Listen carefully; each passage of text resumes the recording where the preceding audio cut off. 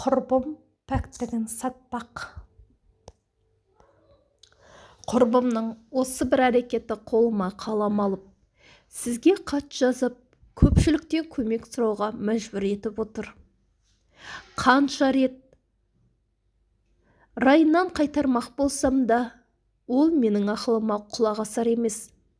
Бәлкім, құрбым оқырмандардың ақыл кеңесінен кейін ол ойынан қайтып, дұрыс шешім қабылдар деп үміттенемін. Құрбымның атын өзгертіп жазып отырмын. Тек сіздерден өтінерім, көңіліне ауыр тиетін қатты сөз айтып, жүрегін ауыртпасаңыздар екен. Өйткені адам кейде ызадан да теріс қадамға барып жатады ғой. Тарқатып айтайын. Құрметті оқырман, каналыма тіркеліп, әңгімемді соңына дейін тыңдап, шынайы ой пікірлеріңізді қалдырыңыздар. Бұл менің оқырманым үшін аса маңызды. Қазір біз Алматы қаласындағы университеттердің бірінің 3-ші курс студентіміз. Маржан екеуміз университетке түскен кезде танысқанбыз. Сол кезден екеуміз жақын құрбы болып кеттік. Жатақханада бір бөлмеде тұрамыз. Мен ақылы негізде оқимын. Ол мемлекеттік грантпен түскен. Өте білімді. Ешкім көз салмайтындай көріксіз де емес. Асып бар жатқан әдемі де емес. Өзіне жарасар сүйкімділігі бар қыз. Сабақты өте жақсы оқиды. Бірақ үстіне киген киімі жұпынылау болатын. Кейін келе білдім, әкесі жоқ. Ауылда анасы мен өзінен 5 жас кіші сіңілісі бар екен. 1-ші курста бір рет қыздармен қосылып киноға барған емес. Үнемі сабаққа дайындалуым керек деп қыздарға қосылмай қалып қоятын. Кейіннен ойласам, ол сабаққа дайындалу үшін емес, ақшасы болмағандықтан бізге қосылмай, жатақханада қалып қояды екен. 2-ші курста оқып жүргенде екеуміз үнемі бірге қыдыратын болдық. Талай рет киноға бірге барып жүрдік. Маржанның жалғыз анасының табысына қарап отырғанын білген соң, көп жағдайда екеуміз үшін де ақшаны мен төлейтінмін. Алғашында қынжылыс білдірген.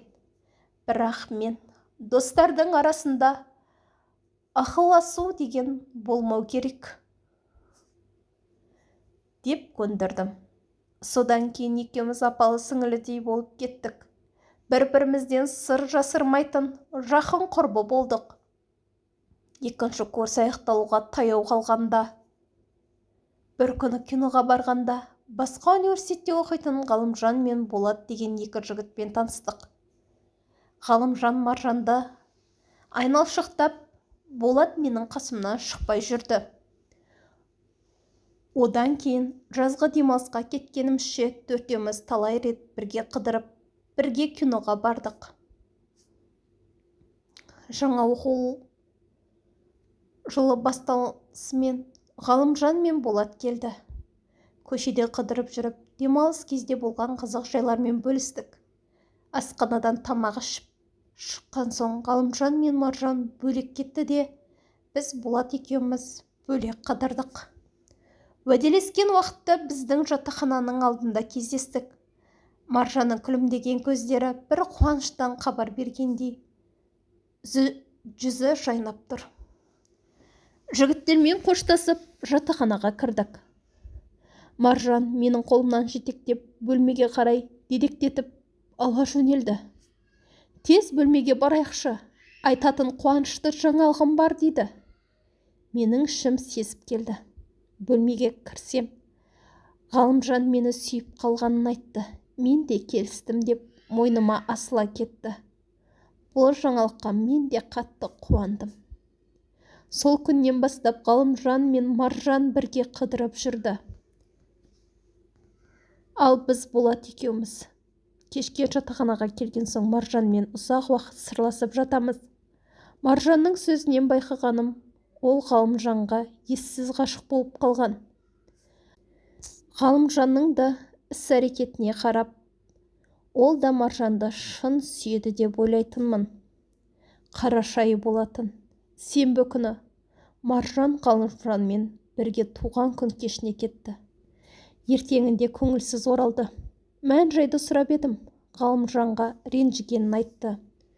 Өкінішке ұрындырар бір жағдай болмаса игі деп бар жайды ашып айтуды өтіндім.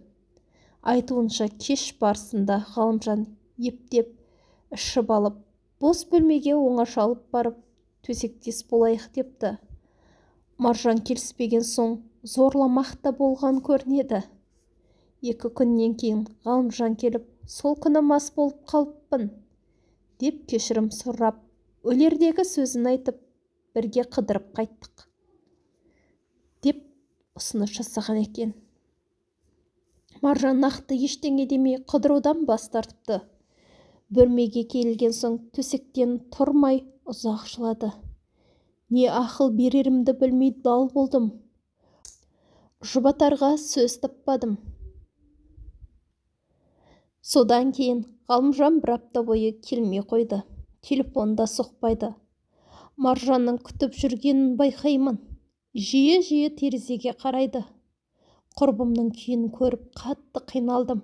Ақыры шыдамым таусылып, Болатбекке Ғалымжанмен сөйлесші дедім. Бірақ Маржанға ол жайлы ештеңе демедім. Сол күні кешке Ғалымжан келіп, Маржанды ертіп бірге қыдыруға кетті. Құрбым үшін қуанып қалдым. Бірақ кеш келген құрбымның жүзінен қуаныш табын байқай алмадым. Маржан Ғалымжанмен тағы да ренжісіп қалыпты. Сол баяғы кинодан шыққан соң Ғалымжан бір түнге пәтерді жалға алып бірге болуды ұсыныпты. Маржан келіспеген. Шамасы Болатбек арқылы менің хабарласқанымды өзі хабарласты, енді айтқаныма көнеді деп түсінген-ау. Сол үшін екеуінің арасында реніш болған. Сол реніштен кейін Ғалымжан келуді қойды. Телефонда соқпайды. Оған Маржан қатты қиналды. Болатбек келгенде бірге қыдырайық десем, бізге ермейді.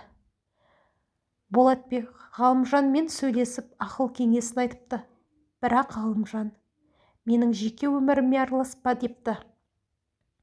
Құрбымның қиналғанын көріп 2 аптадай өткенде өзінің телефонын соқсан қайтеді дедім. Маржан бірден телефонын алып Ғалымжанға хабарласты. Екеуі еркін сөйлессін деп бөлмеден шығып кеттім. Біраз уақыттан соң қайта келсем, Маржан көңілді отыр екен. Жарасқанын сезіп, қуанып қалдым. Сол күннен бастап екеуі қайта табысып кетті. Бірақ бұл табысу ұзаққа созылмады. Бір күні Болатбекпен қыдырып, кешке бөлмеге келсем, Маржан төсекте жылап жатыр екен. Жұбатпақ болып, тағы ренжісіп қалдыңдар ма? Ертең ақ жарасасыңдар дедім. Болды, бәрі бітті деді Маржан. Не жағдай болғанын сұрадым. Сабақтан соң бір шаруалармен Маржан сауда орталығына барған. Сол жерде Ғалымжанның бір қызбен жүргенін көреді. Жай танысы болар деп ойлап, Ғалымжан мен бейтаныс қыздың қасына барады. Ғалымжан Маржанды қасындағы қызға туысқан қарындасым деп таныстырады да, сыртта күте тұр, мен қазір барам дейді. Не істерін білмеген Маржан сауда үйінің алдында Ғалымжанды біраз тосады да, шыға қоймаған соң телефон соғады. Көп күттіріп, Ғалымжан жалғыз өзі шығады. Маржанды шеттеу жерге алып шығып, жаңағы менің жүретін қызым. Ол мені сүйеді. Айтқанымды екі етпейді. Төсектес болуға да қарсы емес. Сен сияқты кергемейді.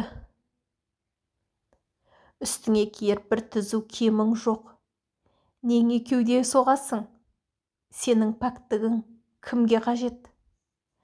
Сол пәктігіңді сатып, ақша тапқалы жүрген шығарсың деп неше түрлі ауыр сөздер айтып, намысына тиеді. Сол жағдайдан кейін Маржан күрт өзгерді. Менен де бойын аулақ ұстайтын болды. Жалғыз қыдыруды шығарды. Бір күні ішімдік ішіп келген байқадым. Оның бұл ісінің дұрыс емес екенін айтып едім. мына өмірде ақшаң болмаса ешкім емессің. Жастық шақта ойнап күлу керек деді. Бұл мүлде басқа Маржан еді. Қанша сұрасам да ол күні түні ештеңе айтпайды. Ертеңінде білдім, Маржан жасы үлкен бір кісімен кездесіп жүр екен. Айтуынша өте бай адам. Көңілдес болуға келіссең, бар жағдайыңды жасаймын депті. Егер пәк болсаң, ол үшін пәтер сыйлаймын деген көрінеді. Сол кісінің ұсынысын қабыл алсам ба деп жүрмін дегенде, не дерімді білмей, тілім күрмеліп қалды. Маржанның сабырлы үнінен бұл сөзінің ойын емес, шын екенін анық ұқтым. Оның бәрі уақытша, алдамшы дүние екенін, онымен бақытты бола алмайтынын, бұл райынан қайтуды айтып, Маржанды иландыра алмадым. Бәлкім, жеткізе айта алмаған шығармын. Бәлкім, Маржанның жүрегіне жетер сөз, қажетті сөздерді сіздер тауып айтарсыздар. Айман, Алматы қаласы. Құрметті оқырман, кейіпкеріме шын ықыластарыңызбен ой пікірлеріңізді жаза кетіңіздер. Қыз жолы ауыр жол дейміз ғой. Қыздарымызды түзу жолға саларлық ой салыңыздар. Алдын ала рахмет. Каналыма тіркеліп, өзге де әңгімелерді каналымнан таба аласыздар.